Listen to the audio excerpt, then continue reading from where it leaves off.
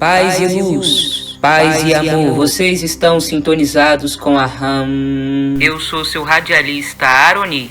Estamos lendo o livro O Sublime Peregrino do mestre Ramatiz, psicografado pelo médium Hercílio Mães. Capítulo 24. Jesus e os relatos dos 4 evangelhos. Pergunta: por que se observam certas diferenças entre os relatos dos evangelhos com relação à vida de Jesus? Ramatiz: João e Mateus falam com mais particularidade do mestre porque sempre o acompanharam em suas excursões e pregações além da Galileia. Lucas reuniu notícias colhidas cuidadosamente entre os companheiros de Jesus e de outras pessoas que o teriam conhecido. Marcos compôs sua história com material que podia recolher entre os frequentadores de sua casa nas reuniões cristãs. Daí certas contradições ou incoerências que se notam entre as 4 narrativas, pois a descrição ou relato do que ouviu dizer é sempre diferente do que se viu pessoalmente. Sem dúvida, entre o que os evangelistas ouviram, disseram ou escreveram e os relatos que chegaram ao vosso século, há contradições, por vezes flagrantes e absurdas, devido à intervenção indébita que os 4 evangelhos sofreram posteriormente para atender a certos interesses religiosos. Não podemos acoimar os evangelistas de capciosos nem de levianos,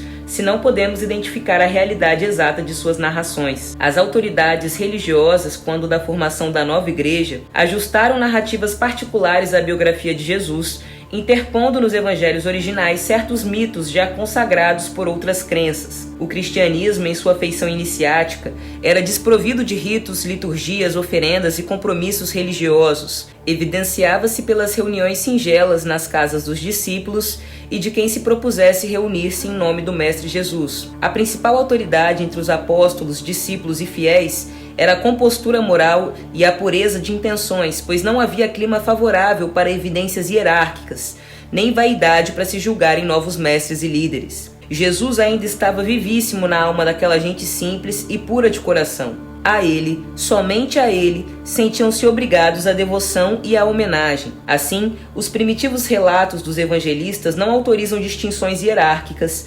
cerimônias de aparato público, vida conventual ou especulação de oferendas, como se fazia no tempo de Jesus, mas foi censurado por ele. Surgiram então diversos evangelhos apócrifos. Porém, só foram aceitos como autênticos os evangelhos segundo Lucas, Marcos, João e Mateus, e nestes também introduziram relatos apócrifos, alterando alguns fatos da vida do mestre. Além disso, as traduções do original grego para o latim e outros idiomas têm igualmente sofrido alterações, algumas até ingênuas e ridículas, propositais ou capciosas. A própria linguagem dos apóstolos em certos aspectos não corresponde à sua índole psicológica, pois João, filho de um humilde pescador, passa a relatar assuntos comuns em linguagem altiloquente, e Lucas preocupa-se mais com o caráter histórico dos fatos do que mesmo com o conteúdo doutrinário da vida de Jesus. No entanto, aproxima-se a época em que os relatos evangélicos serão escoimados de suas incongruências e interpolações interesseiras, surgindo a limpidez da movimentação e do pensamento exato de Jesus. Os espíritos superiores, desde o início desse século,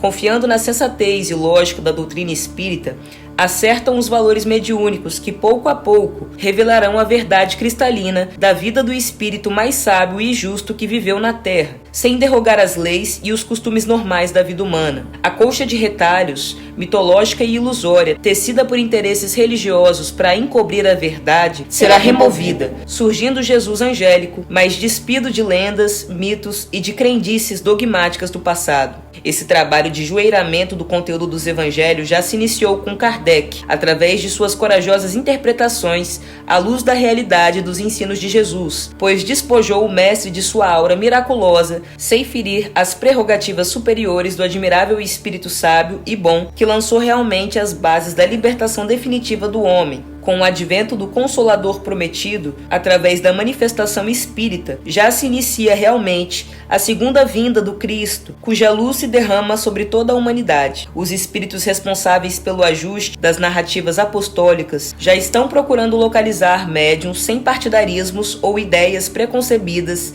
libertos do velho condicionamento religioso, a fim de fazer influir sobre eles a ideia correta e cristalina da atuação de Jesus entre os homens. Ele foi um Deus sem ser o próprio Deus, pois como embaixador das luzes do plano angélico, viveu exclusivamente para os homens como o Pai viveria para suas criaturas. O próprio Jesus, já de há muito tempo, opera sobre o órbito terráqueo, coordenando instruções que proporcionem um clima acessível à mais breve exatidão de sua passagem pela Terra. É necessário que a humanidade abandone a incerteza, a desconfiança e a descrença na obra do Mestre Jesus, pois em vez de um legislador moral coerente, genial e humano, transformaram-no em um mito que não se ajusta ao cenário do mundo material.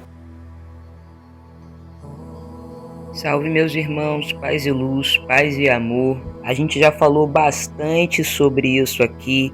Vejam lá o vídeo, Jesus, o mito, Jesus, o homem. A gente já falou sobre esse mesmo assunto que Ramatiz traz aqui, né? Sobre o quanto de fantasia e o quanto de mentira e o quanto de pompa foi colocado em cima do Mestre Jesus para torná-lo realmente um ser inalcançável.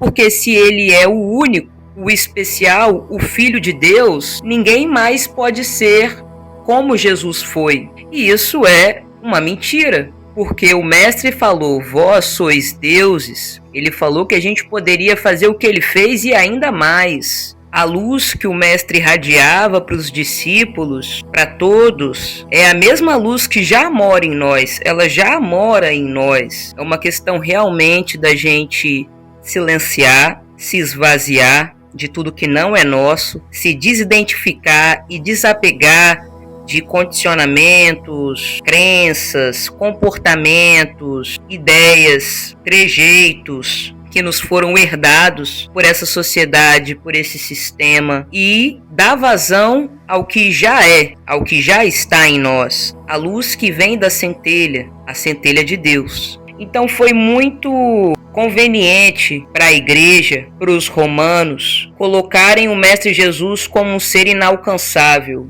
uma figura realmente super poderosa, super miraculosa, uma super divindade que veio para cá para redimir todos os nossos pecados, então a gente não tem que fazer nada, e não importa o quanto que a gente faça, a gente nunca vai conseguir se aproximar do Mestre Jesus, porque Jesus foi o único e nós somos só pecadores. Jesus foi e é de fato o único.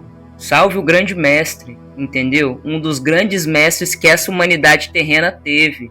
E merece ser reconhecido e louvado e adorado. Isso com certeza.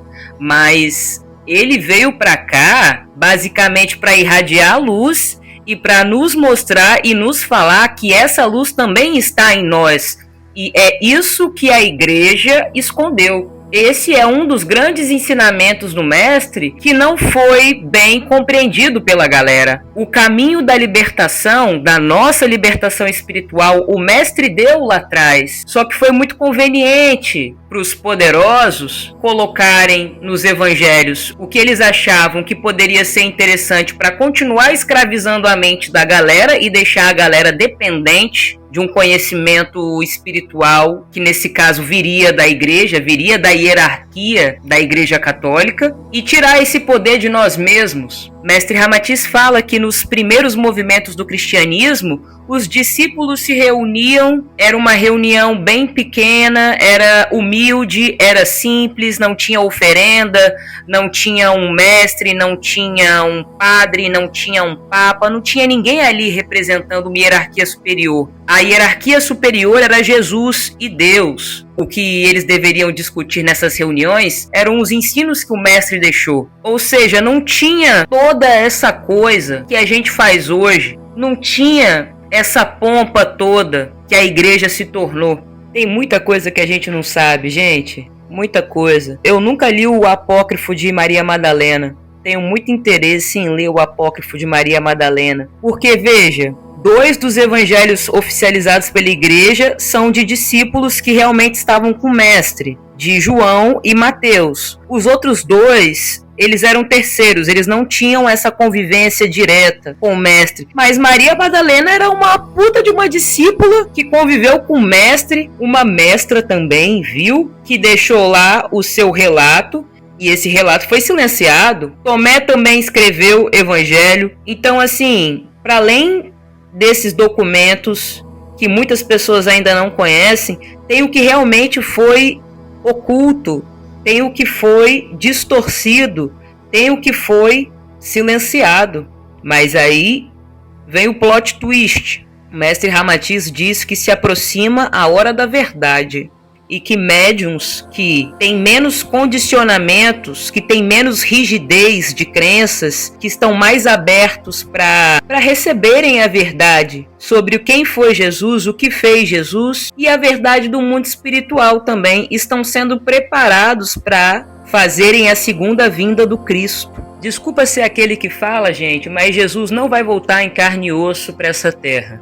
E graças a Deus. Para quem está acompanhando o livro desde o início, a gente falou sobre como foi desafiador para o mestre abaixar sua frequência, abaixar sua vibração, para caber a sua energia dentro de um corpo físico de carne e osso. Ele levou o que seria equivalente a 1000 anos terrestres para fazer o processo de densificação da sua energia para que ele pudesse encarnar e estar entre nós. E Ramatiz diz que se ele fosse voltar, ele teria que fazer um novo processo. E ele não está fazendo isso. Ele está fazendo outras coisas e é do merecimento dele realmente fazer outras coisas. A segunda vinda do Cristo é um novo movimento. É um movimento realmente espiritual. A segunda vinda do Cristo acontece quando todos nós dessa humanidade percebemos que nós somos espíritos encarnados, vivendo uma experiência material, numa jornada espiritual que é eterna. Não, Jesus não vai voltar. E que bom, porque quando ele veio pela primeira vez, mataram ele. Talvez se ele viesse de novo, matariam ele de novo. Ele não merece passar por isso, concorda? Ele não vai voltar porque ele já está. O retorno dos que nunca foram. Poxa vida. Jesus, na minha perspectiva, ele desceu para mostrar para nós um arquétipo do Filho de Deus, o Filho retornado, o Filho redimido, o Filho iluminado. Esse Filho somos todos nós. Só que aqui nós estamos na escuridão, estamos nas trevas, estamos sendo controlados, manipulados. Nossa energia está sendo sugada por forças trevosas, pelos poderosos, pelos arcontes. Não é mesmo? Não é isso? Mas essa luz que Jesus representa, ela já está. Meus irmãozinhos, eu rogo a Deus para que a gente sinta essa luz. Eu rogo a Deus para que a humanidade inteira seja iluminada pela segunda vinda do Cristo. É isso. Vocês estão sintonizados com a Rádio Andrômeda. Eu sou seu radialista Aroni, na Marie, câmbio desligo.